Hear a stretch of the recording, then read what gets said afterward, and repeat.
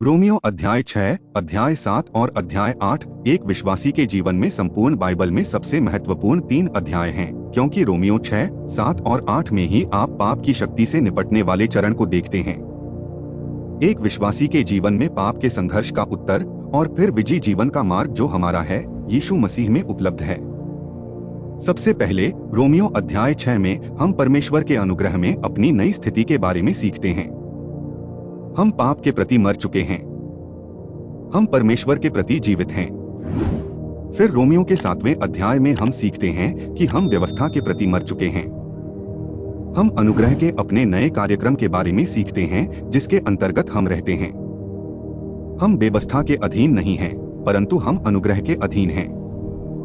और फिर रोमियो 8 में हम सीखते हैं कि हम मर चुके हैं, न केवल पाप के प्रति, न केवल व्यवस्था के प्रति मृत, बल्कि हम शरीर के प्रति भी मृत हैं। और हम परमेश्वर की आत्मा की सामर्थ्य, परमेश्वर के अनुग्रह की सामर्थ्य को उसकी महिमा के लिए हमारे अंदर यीशु मसीह के जीवन को उत्पन्न करने के लिए कार्य करते हुए पाते हैं। यह रोमियो के अध्याय 8 को ईसाई जीवन के बारे में एक प्रकार की आधारशिला बनाता है। और यही कारण है कि रोमियो की पुस्तक में अध्याय 8 संभवतः कई लोगों के लिए संपूर्ण बाइबल में नहीं तो पुस्तक का सबसे बहुमूल्य अध्याय है। रोमियो 8वां अध्याय मसीह यीशु में विजय का एक अद्भुत अध्याय है। दिलचस्प बात यह है कि इसकी शुरुआत धर्मशास्त्र की एक ऐसी आयत से होती है जिसे अक्सर गलत समझा जाता है। इसलिए मैं चाहता हूं कि आप मेरे साथ इसे देखें। तो अपनी बाइबल उठाइए और मेरे साथ रोमियो के अध्याय 8 को खोलिए। अब जब मैं कहता हूं कि आप अपनी बाइबल प्राप्त करें, तो मुझे आशा है कि आप किंग जेम्स बाइबल प्राप्त करेंगे, क्योंकि यदि आप किंग जेम्स बाइबल के अलावा कोई अन्य बाइबल प्राप्त करते हैं तो आप तुरंत समझ जाएंगे कि यह आयत समस्या क्यों बन जाता है। पौलुस कहता है, इसलिए अब जो मसीह यीशु में हैं, उन पर दंड की आज्ञा नहीं, क्योंकि वे शरीर के अनुसार नहीं वरन आत्मा के अनुसार चलते हैं। क्योंकि जीवन की आत्मा की व्यवस्था ने मसीह यीशु में मुझे पाप की और मृत्यु की व्यवस्था से स्वतंत्र कर दिया। अब यदि आपके पास एक नई बाइबल है, कोई भी बाइबल जो किंग जेम्स बाइबल से बाहर है, तो पहले पद में अंतिम 10 शब्द गायब हैं और पद में लिखा है, इसलिए अब उन लोगों के लिए कोई निंदा नहीं है जो मसीह यीशु काल में हैं। और यह बात निकाल दी गई है कि जो शरीर के अनुसार नहीं वरन आत्मा के अनुसार चलते हैं। अब मैं आपके बारे में तो नहीं जानता, लेकिन मेरे लिए यह एक गंभीर बात है कि कोई व्यक्ति बाइबल से 10 शब्द निकालकर उन्हें हटा देता है। आप कहते हैं, शायद ऐसा इसलिए हुआ क्योंकि वे यूनानी पाठ में नहीं हैं। वे यूनानी पाठ में हैं। यही तो समस्या है। किंग जेम्स बाइबल का यूनानी पाठ ग्रीक से अनुवादित है, इसलिए यह सवाल नहीं है कि वे ग्रीक में हैं या नहीं। वे ऐसे लोग हैं जो बस उन्हें छोड़ना चाहते हैं। अब लोग इसे इसलिए छोड़ देते हैं क्योंकि वे रोमियो 8 का 1 का दुरुपयोग अनंत सुरक्षा के एक आयत के रूप में करते हैं। आप देखिए, कुछ लोग यह मानने को तैयार हैं कि उनका सिद्धांत, उनके चर्च की सैद्धांतिक स्थिति, उनका धार्मिक दृष्टिकोण, उनका सैद्धांतिक कथन निरपेक्ष है, और वे अपने सैद्धांतिक कथन के अनुरूप बाइबल के पाठ में परिवर्तन करने के लिए तैयार रहते हैं। यही धर्म और बाइबल में विश्वास करने वालों के बीच का अंतर है। जब आपका सैद्धांतिक कथन या आपके चर्च का सोचने का दृष्टिकोण, धार्मिक परंपरा, धर्मशास्त्रीय धारणा परमेश्वर के सही रूप से विभाजित वचन के विपरीत होती है, तो आपके पास विकल्प होता है। आप बाइबल पर विश्वास कर सकते हैं, बाइबल पर विश्वास करने वाले हो सकते हैं, किसी संप्रदाय पर नहीं। या फिर आप एक संप्रदाय बन सकते हैं और अपने संप्रदाय पर विश्वास कर सकते हैं। वह एक स्वतंत्र देश है। आप जो विश्वास करना चाहते हैं कर सकते हैं, लेकिन रोमियो अध्याय 8 के अनुसार आप दोनों नहीं हो सकते। इसलिए यदि आप अनंत सुरक्षा के सिद्धांत रोमियो अध्याय 8 पद 1 में सही ढंग से विश्वास करते हैं और अपने सही सिद्धांत को पुष्ट करने के लिए पद के अंतिम 10 शब्दों को छोड़ देते हैं, तो आपने जो किया है वह यह है कि आप एक धार्मिक चर्च संचालक बन गए हैं। आप धार्मिक बंधन के अत्याचार के आगे झुक गए हैं और आपने परमेश्वर के वचन को अपना अंतिम अधिकार मानकर त्याग दिया है। अब यह कितना सूक्ष्म हो सकता है, यह तो आप जानते ही होंगे, क्योंकि आप ऐसा किसी अच्छे कारण से भी कर सकते हैं। अर्थात उस सिद्धांत को बनाए रखना जिसके बारे में आप जानते हैं कि वह सत्य है। क्या यह बेहतर नहीं होगा कि आप उस सिद्धांत को बनाए रखें जिसे आप जानते हैं कि वह सत्य है, और साथ ही परमेश्वर के वचन की अखंडता को भी बनाए रखें?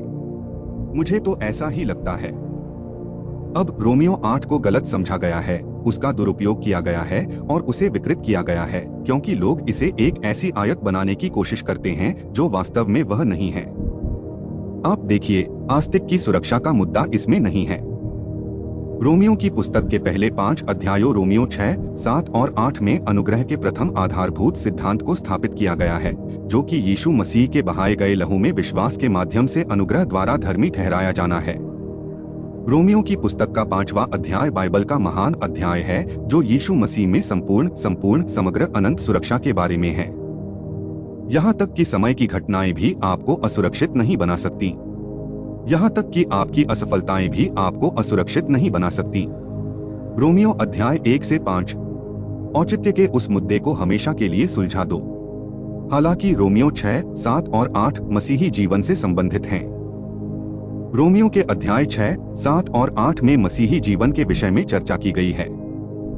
रोमियो छठा चरण जो पाप के सिद्धांत और पाप की शक्ति और विश्वासी के जीवन के उत्तर से संबंधित है, रोमियो 7 में निपटाया गया है।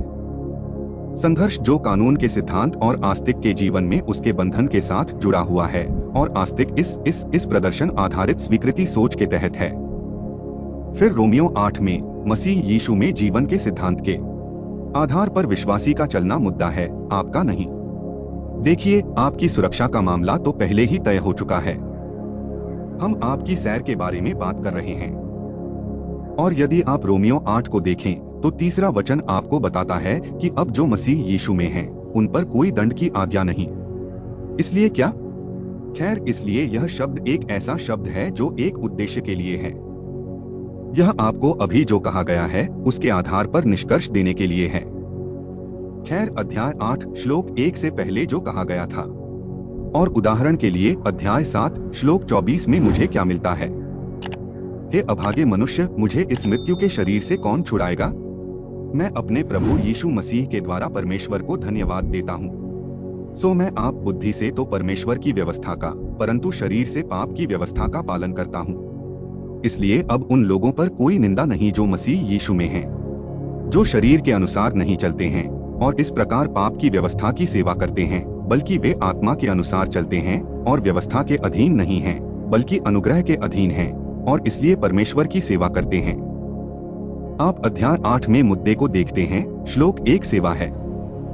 और यदि तुम्हारी सेवा यह है कि मैं आप परमेश्वर की व्यवस्था की सेवा करता हूं, परंतु शरीर से पाप की व्यवस्था की, यदि मैं परमेश्वर की सेवा उस पहचान के आधार पर करूं जो उसने मुझे अपने अनुग्रह में दी है, और अनुग्रह कार्यक्रम के अनुसार चलूं, न कि व्यवस्था कार्यक्रम के अनुसार, तो मैं स्वयं की निंदा नहीं करूंगा। मैं बच नहीं पाऊंगा। मैं जो अच्छा काम करना चाहता हूं, वह मैं नहीं करता, और जो बुराई मैं करना चाहता हूं, जो मैं नहीं करना चाहता, वही मैं करता हूं, और मैं शारीरिक हूं, पाप के अधीन बिका हुआ हूं। जब मैं वास्तव में परमप्रधान परमेश्वर का संत हूं, तो मैं झूठी पहचान में नहीं जीने वाला हूं। आप कहते हैं, ठीक है, मैंने नहीं सोचा था कि आप निंदा कर सकते हैं। अपने आप को धिक्कारें। अध्याय 14 पर नजर डालें। रोमियो अध्याय 14 आयत संख्या 22। क्या तुझे विश्वास है? इसे परमेश्वर के सामने अपने पास रखो। धन्य है वह मनुष्य जो अपने आप को उन बातों में दोषी नहीं ठहराता जिनको वह करने की अनुमति देता है। जो संदेह करता है यदि वह खाता है तो वह दोषी ठहरता है, क्योंकि वह विश्वास से नहीं खाता, क्योंकि जो कुछ विश्वास से नहीं वह पाप है। अब क्या आप यह मानते हैं कि यदि आपने यहाँ मांस खाया तो आप नरक में जाएंगे या आप स्वयं को अनंत अग्नि में डाल देंगे? खैर, आप जानते हैं कि यह सच नहीं है। आप जानते हैं कि यह आत्मनिंदा है, यह आत्मालोचना है। मैं वही बूढ़ा दुखी आदमी हूँ। आपका ईसाई जीवन बिखर गया है और तुम एक दुखी अभागे व्यक्ति रहे हो। तुम्हारे जीवन में उस प्रकार की कोई निंदा नहीं है। जब आप आत्मा के पीछे चलते हैं तो मसीह में मसीह द्वारा दी गई पहचान में जीने की संपूर्ण विजय प्राप्त होती है। रोमियो 8 का 2 मसीह यीशु में जीवन की आत्मा की व्यवस्था ने मुझे पाप और मृत्यु की व्यवस्था से स्वतंत्र कर दिया है। यह एक व्यवस्था है, वहां मसीह यीशु में जीवन जीने की चाल है। देखिए, रोमियो 8वां अध्याय आपके उद्धार को खोने के बारे में बात नहीं कर रहा है। यह मोक्ष में सुरक्षित होने की बात नहीं कर रहा है। यह अध्याय 7 का संदर्भ है जो निंदा को परिभाषित करता है। यह व्यवस्था के अधीन शरीर में चलने और आत्मा में चलने को परिभाषित करता है। पिछली बार हमने कैसे पढ़ाई की थी? गलातियों 5:18 जो आत्मा के चलाए चलते हैं वे व्यवस्था के अधीन नहीं। परमेश्वर की आत्मा के नेतृत्व में चलने का अर्थ है कि आप स्वयं को कभी भी परमेश्वर या दूसरों के साथ प्रदर्शन आधारित स्वीकृति कार्यक्रम के अंतर्गत न रखें। और इसका उद्देश्य दूसरों को आपके साथ प्रदर्शन आधारित स्वीकृति कार्यक्रम के अंतर्गत रखना नहीं है। देखिए, जब आप समझ जाते हैं कि मसीह में आपको वह सब कुछ मिल गया है जिसकी परमेश्वर आपसे अपेक्षा करता है, वह पूरी तरह से और पूर्णतः पूरा हो गया है। वह तुम्हें संपूर्ण एवं समग्र क्षमा प्रदान करता है। वह तुम्हें संपूर्ण एवं समग्र स्वीकृति देता है। तुम प्रियतम में स्वीकार किए जाते हो। वह तुम्हें अपनी रचना बनाकर मसीह यीशु में उन भले कामों के लिए सृजा जिन्हें उसने सनातन से तुम्हारी महिमा के लिए ठहराया। वह आपको जीवन में उद्देश्य और अर्थ देता है। आपकी सभी जरूरतें यीशु मसीह में पूरी होती हैं। इसलिए आपको स्वीकृति पाने, उद्देश्य और अर्थ पाने, क्षमा पाने के लिए बाहर जाकर दूसरों का उपयोग करने की आवश्यकता नहीं है, चाहे वह आपका जीवन साथी हो या आपके बच्चे या धर्म। परमेश्वर ने मसीह में आपकी ये सभी आवश्यकताएं पहले ही पूरी कर दी हैं। उसने मसीह में आपसे जो भी अपेक्षाएं की हैं, उन्हें पहले ही पूरा कर दिया है। इसलिए आपको उन चीजों को पाने के लिए दूसरों का उपयोग करने की आवश्यकता नहीं है। मसीह में ये गुण आपके पास पहले से ही हैं। अब आप दूसरों की सेवा करने के लिए स्वतंत्र हैं क्योंकि यीशु मसीह में आपकी सारी जरूरतें पूरी हो चुकी हैं। आप बाहर जाने और उस विजय में जीने के लिए स्वतंत्र हैं जो परमेश्वर ने आपको मसीह यीशु में दी है, और कैसे मसीह का जीवन आपके माध्यम से परमेश्वर की महिमा के लिए जिया। सोचिए, मैं आपके घर में क्या बदलाव ला सकता हूँ। आज अपने जीवन साथी के साथ आपके संबंधों में जो अंतर आ सकता है उसके बारे में सोचें। अपने जीवन साथी को अपने लिए वे काम करवाने के लिए मजबूर करने की कोशिश करने के बजाय जो आपको उन्हें स्वीकार करने के लिए मजबूर करेंगे क्योंकि आप उन्हें स्वीकार करते हैं। इस बारे में सोचें कि अपने जीवन साथी के साथ वैसा ही व्यवहार करना कैसा होगा जैसा ईश्वर आपके साथ करता है। बस उन्हें प्रेम करना, भले ही वे आपसे प्रेम करने में विफल क्यों न हो, क्योंकि परमेश्वर ने मसीह के कारण आपसे प्रेम किया। आप देखिए, हम उससे प्रेम करते हैं क्योंकि पहले उसने हमसे प्रेम किया। सोचिए कि इससे आपके बच्चों पर, आपके कार्यस्थल पर, आपके पड़ोस में, उस दुनिया में जहां आपका प्रभाव है, कितना फर्क पड़ेगा यदि आप दूसरों के साथ, दिव्य जीवन के साथ, आत्मा के नियम के साथ रहते हैं। यहाँ नियम है, परमेश्वर की आत्मा जिस तरह से कार्य करती है उसका परिचालन सिद्धांत। मसीह यीशु में जीवन है। अब मसीह में जीवन क्या है? परमेश्वर का जीवन, अनंत जीवन का जीवन, देवत्व का जीवन, परमेश्वर पिता, परमेश्वर पुत्र, परमेश्वर पवित्र आत्मा के बारे में सोचो। वे कैसे हैं? वे किस तरह का जीवन साझा करते हैं? जब पिता कुछ करना चाहता है तो वह अपने बेटे के बारे में सोचता है, और बाइबल कहती है कि यीशु मसीह में पिता को यह अच्छा लगा कि उसमें सारी परिपूर्णता वास करे। भजन 16 में एक श्लोक है जहां परमेश्वर कहता है, जहां दाऊद पिता से कहता है, तेरे दाहिने हाथ में सुख सर्वदा बना रहता है। तो फिर पिता के दाहिने हाथ कौन है? उसका बेटा। आप जानते हो कौन? वह जिसमें पिता को सारी खुशी और आनंद मिलता है। पिता जिसके लिए पूरे दिल से जीता है वह उसका बेटा है। उसने कहा, तुम्हारा मतलब है कि पिता ऊंचा उठाता है। पिता कभी भी अपने लिए नहीं जीता, वह सदैव अपने बेटे के लिए जीता है। अब जब तुम प्रभु यीशु मसीह रोम की स्तुति करते हो, फिलिप्पियों अध्याय 2 कहता है कि हर घुटना झुकेगा और हर जीभ अंगीकार करेगी कि यीशु मसीह ही प्रभु है। किसका? परमपिता परमेश्वर की महिमा के लिए। जब यीशु मसीह को महिमा दी जाती है तो वह ऐसा स्वयं को महिमा देने के लिए नहीं करता, वह सदैव पिता की महिमा के लिए जीता है। जब पवित्र आत्मा आया तो यीशु ने कहा, जब आत्मा आएगा तो वह अपनी बात न कहेगा परंतु मेरी महिमा करेगा। ईश्वरत्व का प्रत्येक सदस्य ईश्वरत्व के अन्य सदस्यों की सेवा और महिमा करने के उद्देश्य से जीता है। वे ऐसा स्वस्फूर्त ढंग से करते हैं, वे ऐसा बिना किसी के कहे करते हैं। यह है यह उनके जीवन का तरीका है। ठीक है, यही वह जीवन है जो ईश्वर आपको देना चाहता है और ईश्वर ने आपको दिया है। यदि आप आस्तिक हैं, तो यह ऐसा जीवन नहीं है जो कहता है कि मेरे मानकों पर खरे उतरो और तुम्हें स्वीकार कर लिया जाएगा। यह एक ऐसा जीवन है जो कहता है मेरा जीवन तुरंत, सहजता से, पूरी तरह से दूसरों के लिए जीना है। रविवार स्कूल में हम छोटे बच्चों को पढ़ाते हैं, यदि आप अपने हृदय में आनंद आनंद आनंद आनंद चाहते हैं। कैसा आनंद? यीशु, अन्य, अपने आप को, यही आदेश है। लेकिन असली खुशी तो यीशु और दूसरों को पहले स्थान पर रखने और खुद को भूल जाने में होगी।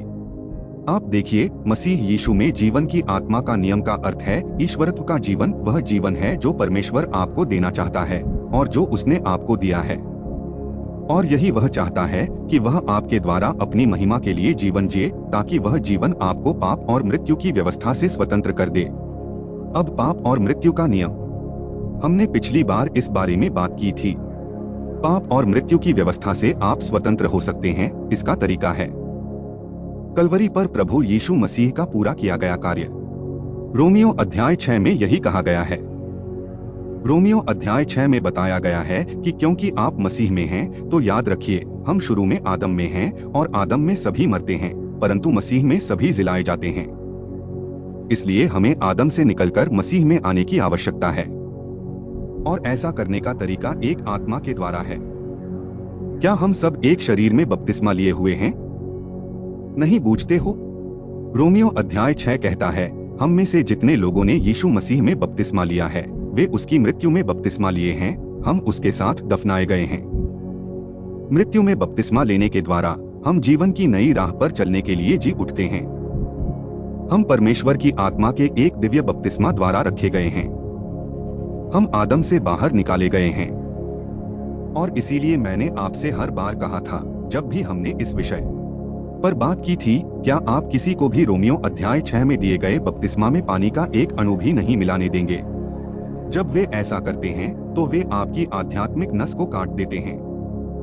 जो कोई भी रोमियो के अध्याय 6 में पानी डालता है, वह एक विरोधी है, यीशु मसीह के क्रूस के कार्य का दुश्मन है और परमेश्वर के अनुग्रह का दुश्मन और विकृत करने वाला है।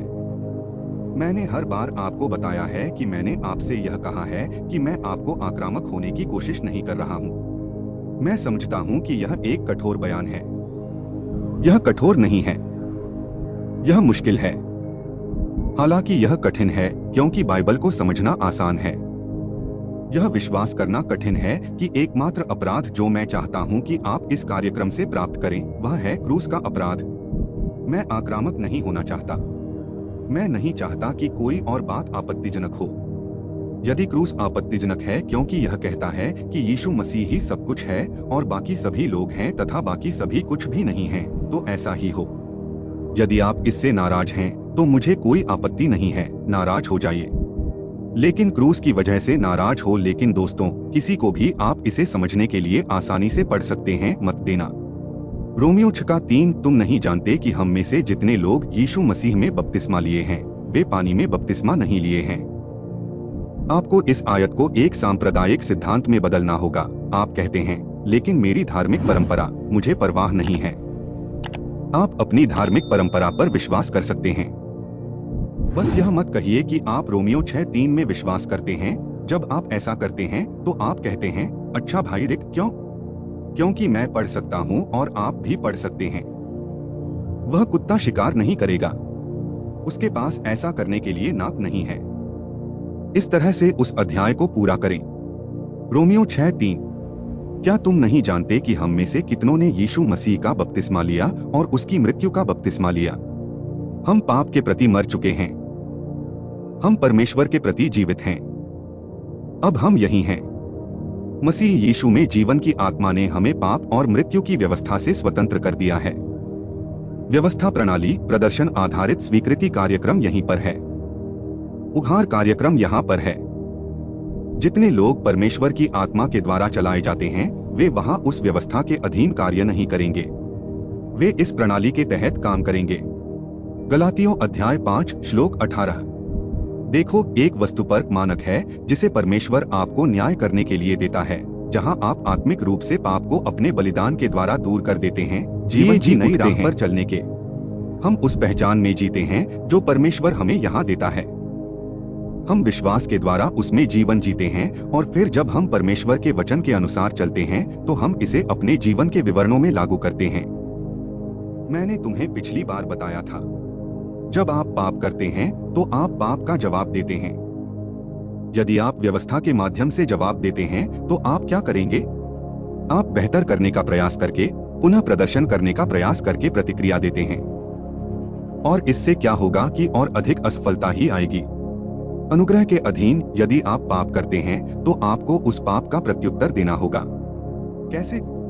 विश्वास में जीवन जीने के द्वारा, उस पर दृष्टि रखने के द्वारा और उस पहचान में जीवन जीने के द्वारा जो परमेश्वर आपको मसीह में देता है। और इससे आपको क्या पता चलता है? उसने पाप को दूर कर दिया है। तो फिर आप अपने जीवन में जो पाप देखते हैं उसके साथ क्या करेंगे? आप कहेंगे कि यही वह पाप है जिसके लिए मसीह मरा, अधर्म और सांसारिकता को अस्वीकार करके। क्रूस हमें यह सिखाता है। परमेश्वर का अनुग्रह जो उद्धार लाता है वह सब मनुष्यों पर प्रकट हुआ है और हमें शिक्षा देता है। क्रूस आपको क्या सिखाता है? हमें अधर्म और सांसारिक वासना का इनकार करना चाहिए। क्या? इस बात को नकारते हुए जियो कि मैं अब वह नहीं हूँ, मैं वह हूँ और मुझे उस पहचान में जीना चाहिए जो परमेश्वर ने मुझे अपने पुत्र में दी है। खैर, यह रोमियो 8 गलातियों अध्याय 2 श्लोक 20 है। पौलुस ने कहा, मैं मसीह के साथ क्रूस पर चढ़ाया गया हूँ, तो भी मैं जीवित नहीं हूँ, पर मसीह मुझ में जीवित है, और मैं शरीर में अब जो जीवित हूँ वह जीवित है। मैं परमेश्वर के पुत्र के विश्वास से जीता हूँ, जिसने मुझसे प्रेम किया और मेरे लिए अपने आप को दिया। जब वह कहता है, मैं परमेश्वर के पुत्र के विश्वास से जीता हूँ, यीशु मसीह ने अपने पिता के वचन पर निर्भरता का जीवन जिया। जब वह बगीचे में होता है तो वह उस प्याले को देखता है और कहता है, पिता, तो भी मेरी नहीं परंतु तेरी ही इच्छा पूरी हो। इसीलिए पौलुस कह सका कि वह मृत्यु तक, हाँ, क्रूस की मृत्यु तक आज्ञाकारी रहा। वह पिता की इच्छा का पालन करते हुए, पिता और उनके वचन और उनकी योजना पर निर्भर करते हुए वहां गया। आपको और मुझे भी इसी तरह से जीवन जीना है। हमें परमेश्वर के वचन पर पूर्ण, संपूर्ण निर्भरता में जीवन जीना है, इस तथ्य पर कि हम वास्तव में कौन हैं और परमेश्वर हमारे साथ किस प्रकार से संबंध रखता है। हम वास्तव में पूरी तरह से क्षमा किए गए हैं। उसने वास्तव में अपने बलिदान के द्वारा हमारे पाप को दूर कर दिया है। वह सचमुच हम में रहता है। क्या आप जानते हैं पाप के बारे में क्या मतलब है? इसका मतलब है कि पाप आपके समय की पूरी बर्बादी है। वह पाप जिसने आपके उद्धारकर्ता को क्रूस पर चढ़ाया। आज अपने जीवन में सक्रिय रहना आपके समय की पूरी बर्बादी है। चाहे वह व्यभिचार हो, यौन अनैतिकता हो, चाहे वह नशे की लत हो या रासायनिक पदार्थों की लत हो, चाहे वह क्रोध हो, कड़वाहट हो, क्रोध हो, चाहे वह धर्म हो या फिर वह अच्छे कार्य हो जिन्हें करने का प्रयास आप ईश्वर और दूसरों को स्वीकार करने के लिए करते हैं। यह सब आपके समय की पूरी बर्बादी है, क्योंकि यह आप हैं और आप देखिए कि आप जिस पर निर्भर हैं वही आपके जीवन को नियंत्रित करने वाला है यदि आप परमेश्वर के वचन में प्रवेश करेंगे। इसीलिए हम हर सप्ताह यहाँ आते हैं और सराहना करते हैं कि परमेश्वर ने आपको अपने पुत्र में क्या बनाया है, न कि सिर्फ उछलकूद मचाने वाले के रूप में। यीशु और ओह, मुझे यीशु से जुड़ी परमेश्वर के वचन के तथ्यों को जानने की बात कर रहा हूँ कि उसने आपको मसीह में क्या बनाया है। मसीह की देह के सदस्य के रूप में आप कौन हैं? समझिए कि आज परमेश्वर क्या कर रहा है। जाने कि वह क्या कर रहा है। उसके पुत्र प्रभु यीशु मसीह के लिए उसके पास क्या महान ब्रह्मांडीय योजना है। ब्रह्मांड में ब्रह्मांडीय योजना क्या है और हम मसीह के शरीर के सदस्यों के रूप में उसमें कैसे फिट होते हैं। यदि आप इसमें शामिल हो जाएंगे तो इसे अपनी समझ में शामिल कर लेंगे। उस सत्य को अपने जीवन में जीने दो। इस बात पर अपना रुख रखें कि यही वास्तविकता है। आप न केवल यह समझेंगे कि परमेश्वर के कार्यक्रम में आप कहाँ हैं, बल्कि आप परमेश्वर के वचन की सच्चाई को अपने जीवन के विवरण में काम करते हुए देखना शुरू कर देंगे। क्योंकि यदि आप अपने जीवन में परमेश्वर की इच्छा पूरी करना चाहते हैं तो बस यह समझ लीजिए, परमेश्वर के वचन से पता लगाइए कि वह क्या कर रहा है, और फिर विश्वास के द्वारा ऐसा करो और तुम ऐसा करोगे और तुम अपने जीवन में परिवर्तन देखोगे। इसलिए नहीं कि तुमने बहुत सारे नियम और व्यवस्था बना लिए हैं, बल्कि इसलिए कि तुम इस संसार के अनुरूप नहीं बनोगे, बल्कि अपने मन के नवीकरण के द्वारा परिवर्तित हो जाओगे। अपने जीवन के विवरण के बारे में परमेश्वर की तरह सोचें और आप मसीह के प्रेम से प्रेरित होंगे, उस जीवन से जो यीशु मसीह ने आपको दिया, जो परमेश्वर ने आपको अपने पुत्र में दिया, और उसका महान प्रेम, उसकी महान दया और उसका अनुग्रह जो आपके लिए प्रचुर और मुफ्त है। मैं आपके लिए वह आनंद, आपके लिए वह विजय चाहता हूँ। इसीलिए हम हर सप्ताह यहाँ आते हैं। हम अगली बार फिर मिलेंगे जब हम यहाँ विमान में या हवा में फिर मिलेंगे। तब तक मरना था।